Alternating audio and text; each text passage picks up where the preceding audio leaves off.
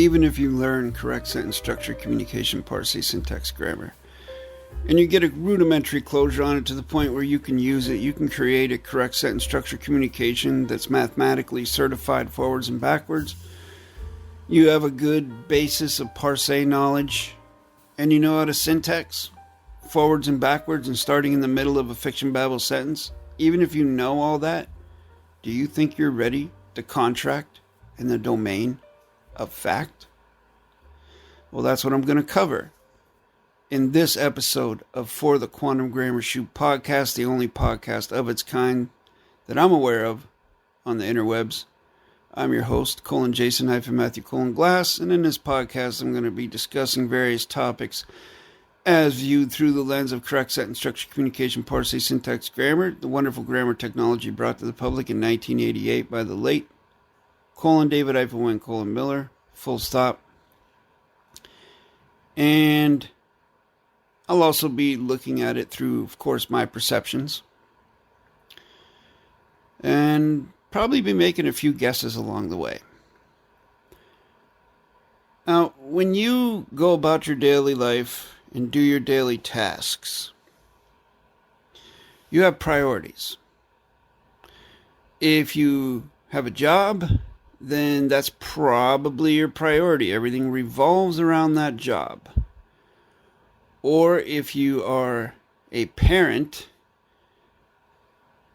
the priority is probably your children. Or if you're a farmer, then the priority would be the farm, right? If you're a stockbroker, so on and so forth. On down the line. There are priorities that we have. How do we do that? Well, we prioritize things in our lives based upon value. The things that you value are the things that you will prioritize. You will also prioritize things that help you to get the things or maintain the things that you value or that you would like to maintain. So there are certain things that you will do, like if you want to put food on the table, keep a roof over your head, feed your children, your family, blah, blah, blah, then you will probably get a job or find some way to bring in a value that will help you to achieve that goal of what you want to do there. You want to maintain a family value there. You want to nurture, feed, support, shelter, whatever. So the job is part of that. So then the job becomes a priority because the family is the priority. And, this is kind of a sticky scenario where people will use something like this to justify, for example, dealing drugs. So, I'm doing it for my family. Well, I'm here to tell you that doing those types of things to feed your family, you're basically feeding your family with karmic blood money. And if it's ill-gotten money, then there's going to be ill-gotten karma to follow. This has been proven. And if you really study your life or the lives of the people around you, you will see that this is in fact true. I'm not talking about people you don't know. I'm talking about you personally and people that you know personally. If you don't really know them and you don't really know their day-to-day or their story, then you can't really use them as an example. This is all based on first-hand knowledge. Now, in the domain of fact, when we prioritize these things, we must also have values, as in moral values, in the place of these moral values, because morals can be, I understand, morals can be subjective. I guess what I would use in place of the word moral values would be, I would use the words principles. Have a set of principles to follow, or a set of terms and conditions that you would follow in your life.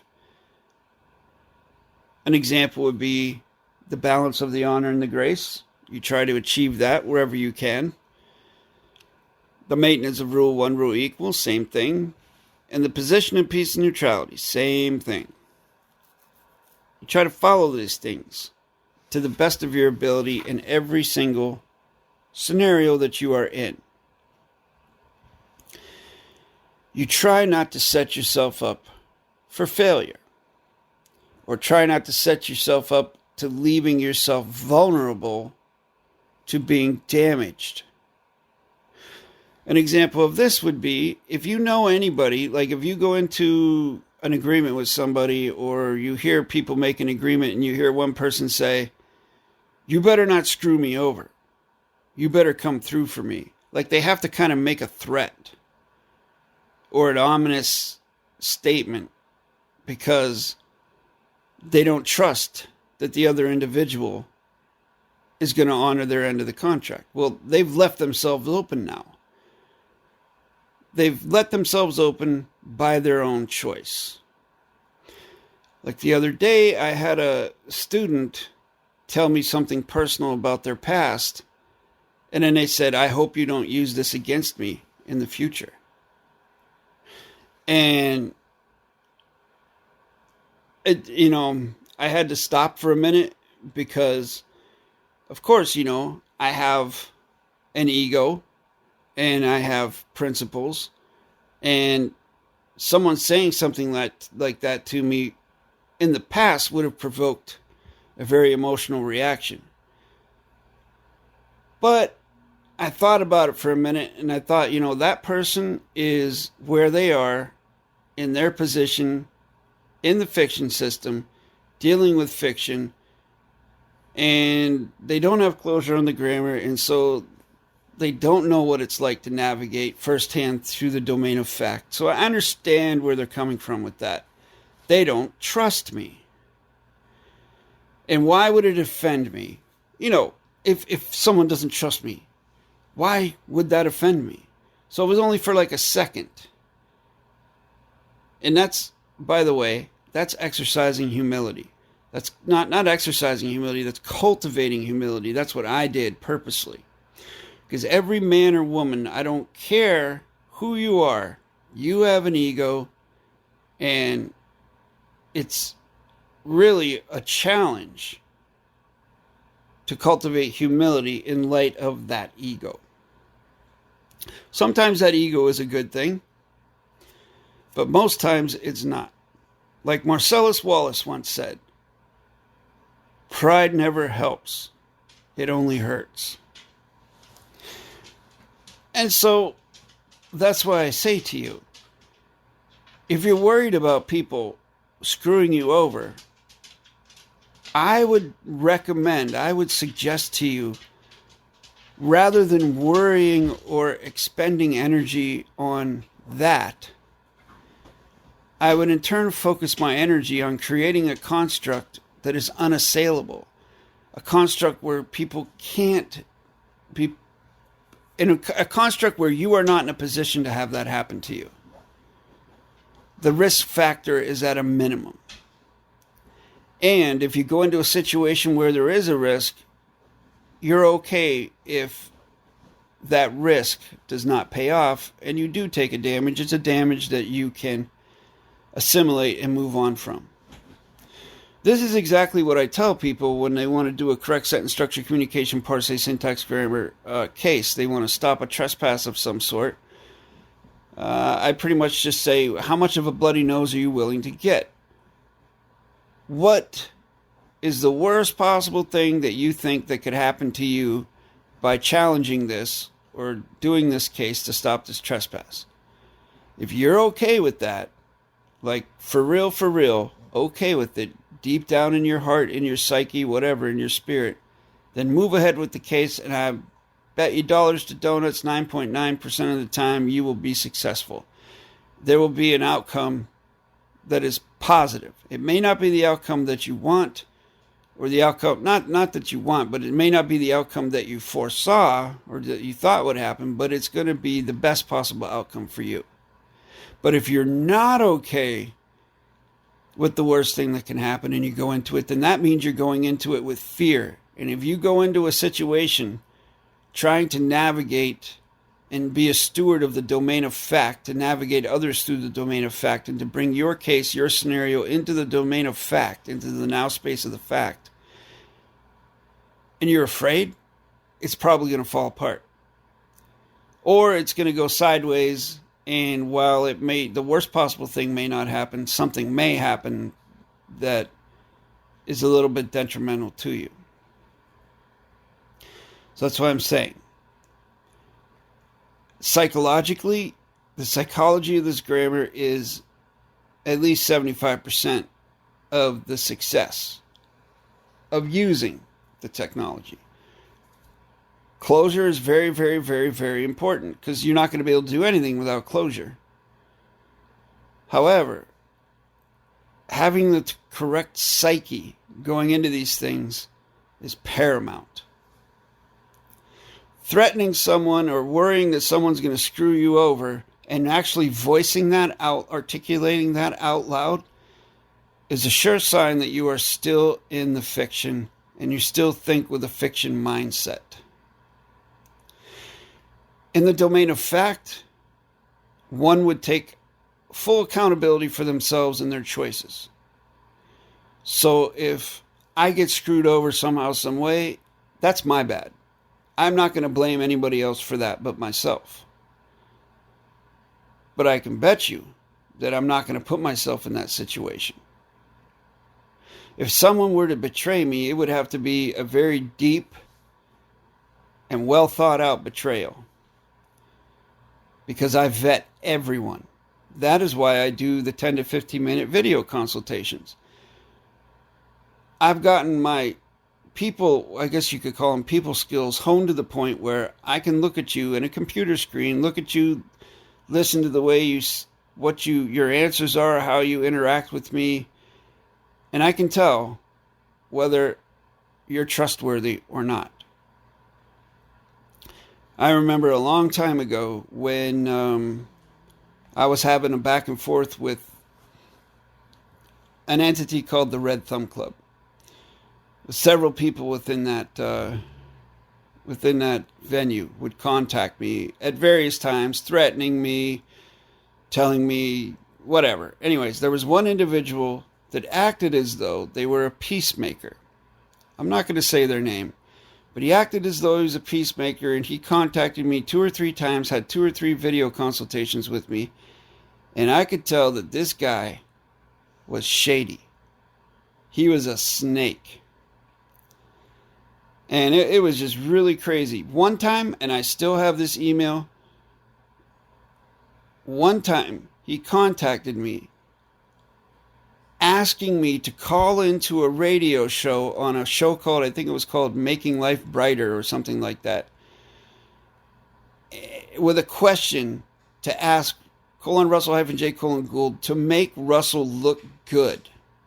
They wanted to make Russell look good as a public image, because I guess people were thinking that Russell was not a good guy because some of the recent videos that he had posted, which showed him swearing, saying the F word, kicking buckets around in a garage, and this was around the time when Russell and Sergeant Robert Horton were, I guess you could call it, beefing, and Russell created this quantum gobbledygook document demoting Robert Horton from the rank of sergeant down to the rank of trashy bitch. I don't know if anyone remembers this. I've been around for a while. I've been privy to all this stuff. Anyways, they were doing a public campaign to try and make Russell's image, to like clean it up or whatever. Especially after some of the things came out of what he did with regards to David-WYNN Miller, and some of the things he was saying about the late David-WYNN Miller. Some of the slanderous things he was saying. And by slanderous, I mean saying really, really nasty things without any proof at all. And people would just believe him. And then people are like, why would he say that about David? You know, weren't they best friends? Didn't David let him live with them? And didn't he take care of him? Didn't he teach him all this stuff? And anyways, that's an example. And I've met a few other people that gave that impression also. One of them being, there was a guy from Australia that I learned my lesson about the donation gift thing, about the workshops. I make it very clear what I teach in the workshops. There's a curriculum. And if you want to learn, there are no charges or fees for it. It's a donation gift. And then this individual sent me a donation, a gift, and then I went to schedule the workshop, and he started making demands saying he wanted a live life claim, he wanted this, he wanted that. And I explained to him, this workshop is about grammar. You have to learn the grammar first. And he said, no, you promised me a live life claim. I said, no, I didn't.